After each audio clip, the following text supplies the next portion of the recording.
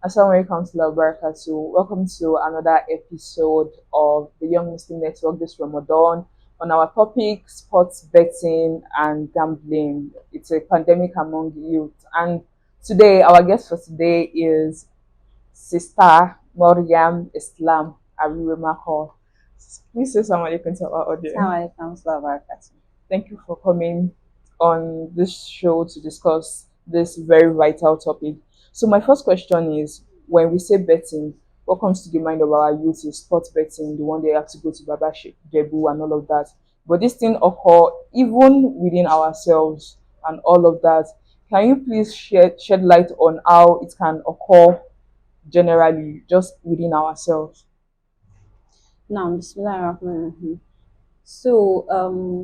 Betting basically in Islam is regarded as or considered or called al-maisir. And like you said earlier, the kind of betting that everyone knows, that we know that it is actually betting, is the sports betting, Baba Jebu, and others. But betting, there are also some ways that betting occurs or happens in our daily life that as Muslim we are supposed to take cognizance of, right? Or we don't take cognizance of this. For instance, essentially, betting is putting a stake on something, like staking something, where the winner takes all and the loser go home with nothing. Yeah. So like anything that we are staking something on, we are putting a risk on, is betting. Okay, so thank you very much for that very concise answer. I think it's clarified the concept of betting. Also, from the Islamic perspective and from our daily perspective, what do you think is the weight of betting in Islam? How heavy?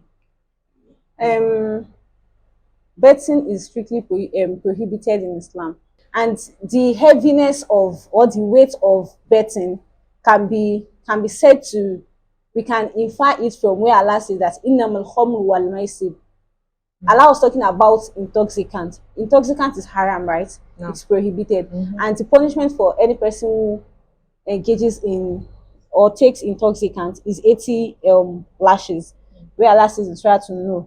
So we can say that for Allah to mention gambling immediately after talking about intoxicant, it shows that it is either intoxicant is much I said intoxicant. No, gambling is worse than intoxicant, or they are on the same pedestal. What are the strategies you think we can use to avoid both the one within our home and the one that is very common to us all?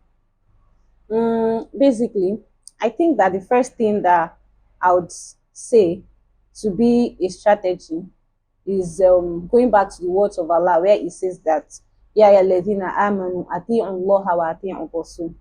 For a Muslim, the purpose of life is to follow Allah, to obey Allah and obey His messenger. So basically, is that we have to be self-conscious, spiritually conscious of whatever we do or whatever we say or whatever we engages in. That is the first thing. And the second thing is that there should be more education or enlightenment on these things, these matters. What constitutes betting? What are the areas that betting can occur in our daily life?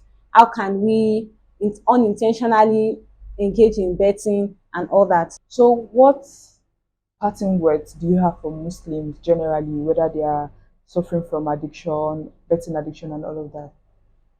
Um, Muslim youth should always remember that true success comes from hard work. They should not be tempted by shortcuts.